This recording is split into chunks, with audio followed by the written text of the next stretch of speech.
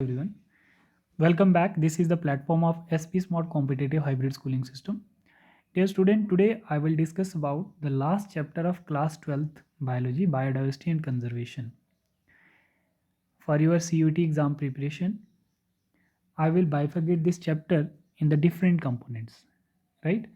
Different component हम वो देखेंगे जहाँ से फ्रीक्वेंटली क्वेश्चन पूछे जाते हैं आप लोगों के लिए और किन किन पार्ट पे आपको ज़्यादा से ज़्यादा फोकस करना है, ठीक है। तो यहाँ पर हम लोग देखेंगे बच्चे, सबसे पहले ये ओवरव्यू है इस चैप्टर का। बायोडाइवर्सिटी एंड कंजर्वेशन को हम लोगों ने दो पार्ट में डिवाइड किया है। एक बच्चे आपके पास क्या है, बायोडाइवर्सिटी क्या होता है, और दूसरा हम लोग इसमें देखेंगे कि कंजर्वेशन ऑफ बायोडाइवर्सिटी क्या है, ठीक है। ये कंजर्वेशन आ गई, ठीक है, और यहाँ पर आपके पास बायोडाइवर्सिटी आ गई।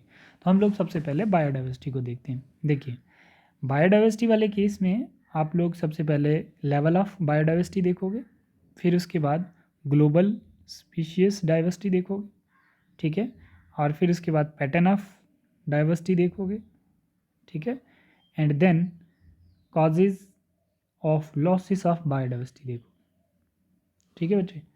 तो हम लोग सबसे पहले लेवल ऑफ बायोडाइवर्सिटी देखते हैं, जो आपको बिल्कुल वन वर्ड में याद रखना है। लेवल ऑफ बायोडाइवर्सिटी का मतलब होता है ecological diversity, species diversity and then genetic diversity. Ecological diversity में diversity at the ecosystem level, diversity at the ecosystem level. Ecosystem level पे जो आपको वेराइटीज़ देखने को मिलती है उसको हम लोग इकोलॉजिकल डाइवर्सिटी कहते हैं। बोल रहा है स्पीशीज डाइवर्सिटी जो होती है, डाइवर्सिटी एट स्पीशीज लेवल, है ना। वैरायटी स्पीशीज लेवल पे जो आप देखते हैं उसको आप लोग क्या कहते हैं, स्पीशीज डाइवर्सिटी। और जो इकोसिस्टम लेवल पे वेराइटीज़ आप लोग देखते हैं स्पीशीज़ की, तो उसको हम लोग इकोलॉजिकल डाइवर्सिटी कहते हैं। Genetic diversity, diversity shown by a single species at genetic level, है ना। जेनेटिक लेवल पे एक सिंगल स्पीशीज की जो डाइवर्सिटी आप देखते हैं which is a genetic diversity. ये तीन डेफिनेशन आपको इसकी याद रखनी है। After all, global species diversity क्या होता है। देखो, ग्लोबल स्पीशीज डाइवर्सिटी आप लोग पिक्चर से ही एनालिसिस कर सकते हैं बहुत अच्छे से, है ना। जैसे यहाँ पर ये किसको, ये जो है बच्चे, ये ग्लोब को रिप्रेजेंट कर रहा है ना, वर्ल्ड वाइड स्पीशीज़ को रिप्रेजेंट कर रहा है। तो हमने यहाँ पर देखना है कि कौन सी क्लास का नंबर सबसे ज़्यादा देखने को मिलेगा। तो सबसे पहले आप लोग देख सकते हैं बच्चे, फिशेज़ की स्पीशीज़ जो हैं वो हमें ज़्यादा देखने को मिल रही हैं, एक्वाटिक स्पीशीज़, क्योंकि एरिया पानी से ज़्यादा कवर है। मैमल्स की स्पीशीज़ आप लोगों को इतनी दिखेंगी, बर्ड्स की इतनी दिखेंगी, है ना। एक इंसान और 7 बर्ड होते हैं तो थोड़ा बर्ड्स की ज़्यादा होती हैं। रेप्टाइल्स की स्पीशीज़ आप लोगों को इतनी दिखेंगी और एम्फीबियंस की। तो मतलब ये क्या आप देख रहे हैं, ग्लोबल स्पीशीज़ डाइवर्सिटी देख रहे हैं ना। फिर उसके बाद आप लोग इसमें देखेंगे जैसे एल्गा का, है ना, फंजाई का, मॉसिस का, फर्न एंड लाइल्स का एंड एंजियोस्पर्म्स का। एंजियोस्पर्म का नंबर सबसे ज़्यादा आपको प्लांट्स का देखने को मिल रहा है और साथ में फंजाई का भी नंबर ज़्यादा देखने को मिल रहा है। और एल्गा जो है वो थोड़ा सा कम, है ना। और लाइकन तो पॉइनर स्पीशीज है, बहुत ही कम, और ये आपको मॉइसिस दिख रहा है। डन।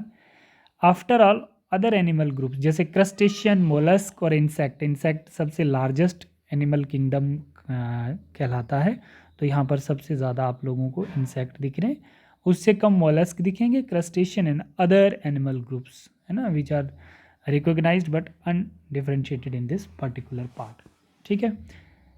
ये रहा आप लोगों का ग्लोबल स्पीशीज डाइवर्सिटी। अब हम लोग देखेंगे बच्चे पैटर्न ऑफ बायोडाइवर्सिटी। एक होता है हमारे पास लैटिट्यूडनल ग्रेडियंट और एक होता है स्पीशीज एरिया रिलेशनशिप। ये वाला इंपॉर्टेंट है, स्पीशीज एरिया रिलेशनशिप वाला। अब पहले देख लो लैटिट्यूडनल ग्रेडियंट क्या होता है। Species diversity decrease from the equator toward the pole, है ना, उसको हम लोग क्या बोलते हैं, लैटिट्यूडनल ग्रेडियंटर। तो जैसे ये हमारी अर्थ है, ठीक है, तो अब इसमें क्या होता है, ये इक्वेटर होता है।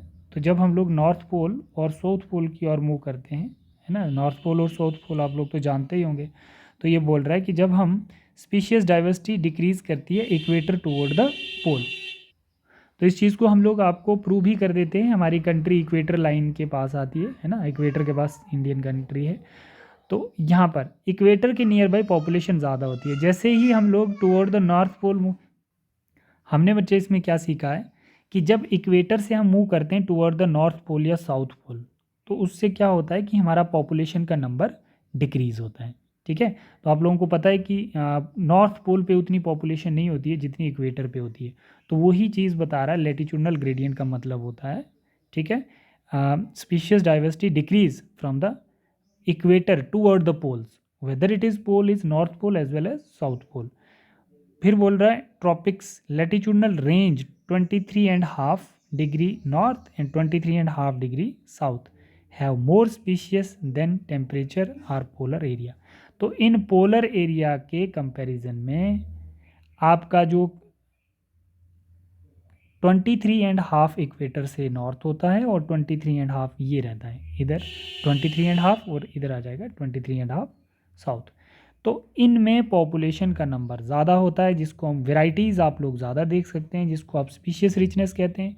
और जैसे जैसे आप पोल्स की ओर जाओगे, है ना, नॉर्थ और साउथ पोल की ओर जाओगे, तो वैसे वैसे स्पीशीज एरिया रिलेशनशिप रिचनेस जो होगी वो कम होती जाएगी। ठीक है, ये चीज़ हम लोगों ने यहाँ पे सीखी। अब स्पीशीज एरिया रिलेशनशिप क्या होता है, देखो स्पीशीज एरिया रिलेशनशिप का मतलब है कि जैसे मानो हमारे पास यहाँ पर ये एरिया है, ठीक है, तो यहाँ पर क्या है, वैरायटी है एक। जैसे ही मैं एरिया इंक्रीज़ करूँगा वैसे वैसे मेरे पास वैरायटीज़ बढ़ती जाएंगी। कितनी हो गई, अब 3 हो गई, ठीक है। फिर मैं एरिया इंक्रीज़ कर रहा हूँ तो फिर मेरे पास क्या हो रहा है, वैरायटीज़ बढ़ रही हैं। यहाँ पर कितनी हो गई, 4 हो गई। बट एक टाइम आएगा एरिया बढ़ाने से स्पीशीज रिचनेस इंक्रीज़ नहीं करेगी, ठीक है। एरिया बढ़ाने से स्पीशीज रिचनेस इंक्रीज़ नहीं करेगी, क्योंकि आपको पता है कि नॉर्थ पोल पे स्पीशीज़ कम हो जाती हैं, ठीक है। तो ये चीज़ ध्यान रखना कि पहला वाला जो पार्ट है, इट मीन्स कि हम इक्वेटर की बात कर रहे हैं, इक्वेटर के नियर बाई स्पीशीज़। जैसे जैसे इक्वेटर से हम थोड़ा थोड़ा दूर जाते हैं तो वेराइटीज़ हमें ज़्यादा दिखती हैं, पर ज़्यादा ही दूर चले जाते हैं तो फिर हमारा क्या हो जाता है, स्पीशीज रिचनेस जो होती है वो डिक्रीज़ कर जाती है, ठीक है। ये रहा स्पीशीज एरिया रिलेशनशिप, ठीक है। ये लॉग लॉग स्केल्स आपको याद रखना है, एस किसको रिप्रेजेंट कर रहा है और सी किसको रिप्रेजेंट कर रहा है, ठीक है। तो ये आपका ग्राफ था।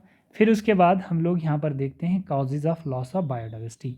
बायोडाइवर्सिटी के लॉसेस क्या है, कॉज क्या होते हैं बायोडाइवर्सिटी के लॉस होने के, habitat loss and fragmentation, over exploitation, alien species invasion, कोई बाहर की स्पीशीज अगर आ जाती है, या को एक्सटेंशन हो जाता है, अगर एक पार्टनर खत्म हो रहा है उसके साथ साथ जो को इवॉल्व हो रहा होता है दूसरा भी खत्म हो जाएगा। जैसे आप लोग फ्लोर और वेस्प की एग्जांपल लेते हैं, ठीक है।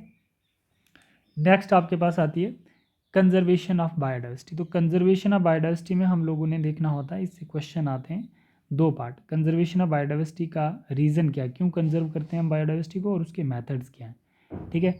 तो सबसे पहला आप लोगों को ये 2 पार्ट याद करने, यहाँ से क्वेश्चन आपका बनेगा ही। रीज़न होता है बच्चे, एक नैरो यूटिलिटेरिएशंस, एक ब्रॉडली यूटिलिटेरिएशंस और एक इथिकल यूटिलिटेरिएशंस, ठीक है।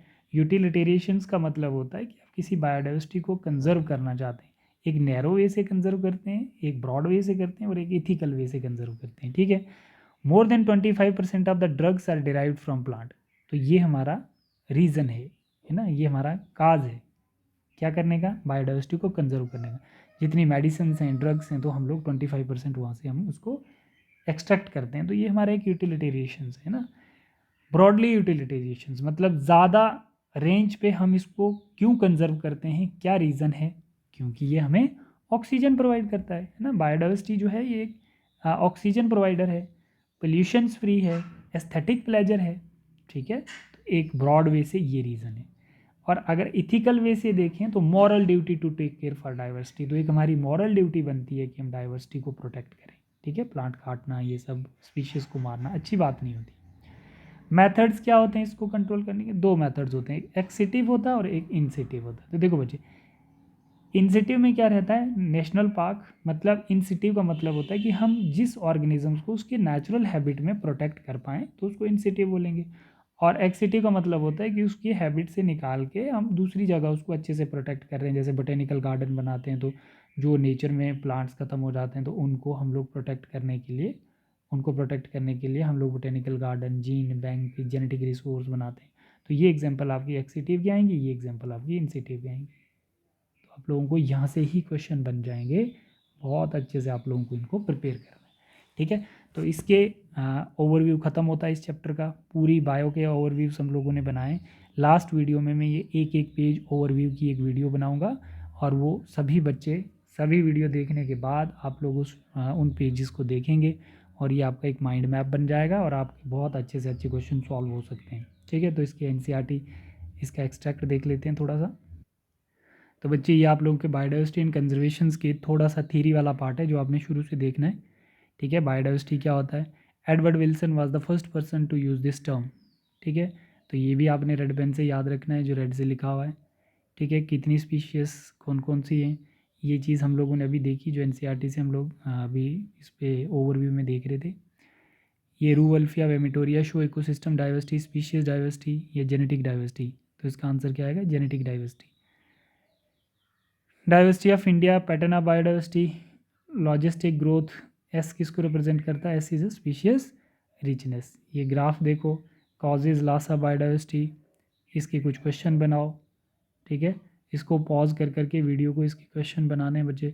कौन सा घास है जो एलियन स्पीशीज़ कहलाता है बच्चे, ये सारे पार्थिनियम, लेंटिना और इकोहर्निया, ये सभी घास आपको याद रखने जिनको हम एलियन स्पीशीज़ कहते हैं। फिर उसके बाद नेक्स्ट आपका आगे आता है, ये सब क्वेश्चन आप लोग बनाओगे। ठीक है, तो ये चैप्टर की समरी है, आप लोग इसको भी रीड कर सकते हो। ठीक है बेटा, this is all about your complete overview of bio class 12th CUET examination, right. तो ये 13 चैप्टर हो गए हमारे। तो अब मैं आप लोगों को ये सभी 13 स्लाइड्स की एक वीडियो बना के भेजूँगा। लास्ट में आप लोग 13 स्लाइड्स को वॉच करें पेपर से पहले। ठीक है बच्चे, थैंक यू।